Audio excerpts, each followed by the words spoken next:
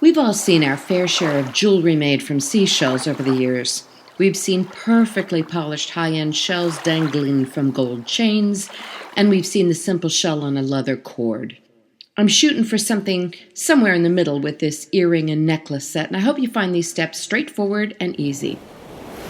I collected a number of shells on a recent trip to Surfside Beach, Texas along the Gulf Coast, including dozens of shells with holes naturally drilled in them. Now, if nature didn't provide you with this kind of luck, you can drill your own holes before starting, though it's advised that you wear a mask since the shells will send a lot of particles into the air.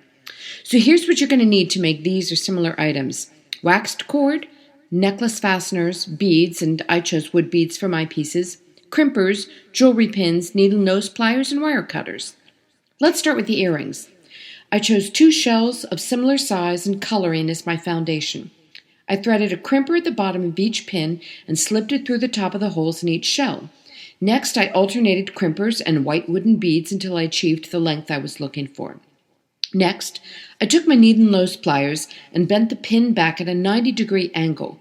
From this position, you can now use your pliers to easily curve the metal in the opposite direction to make a nice loop. As your loop comes back around the top of the bead, use your wire cutters to remove excess wire, slip an earring hook in there, then finish by using your pliers to tuck the end of your wire back into the hole at the top bead. To me, making these loops at the top is the artful part of this, and it took me a few tries to get it right, but there you have it. Now the necklace is made using waxed cord, and I wanted a few shells to dangle off of it, so I used many of the same techniques I used to make the earrings to create a few elements for the necklace. For the centerpiece, I chose my most unique shell, and instead of a pin, I used gold bead wire, which looks a bit more unique, a bit more one of a kind when you see it. And for the 2 side elements, I really did mirror the earring technique, using shells of similar size, crimper beads, and pin wires.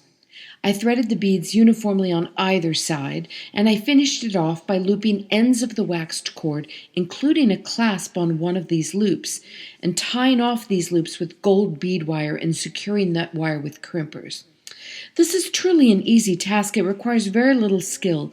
1 trip to your local craft store for a few supplies, and 1 trip to your closest beach for some shells, and you too can craft a memory that's uniquely yours.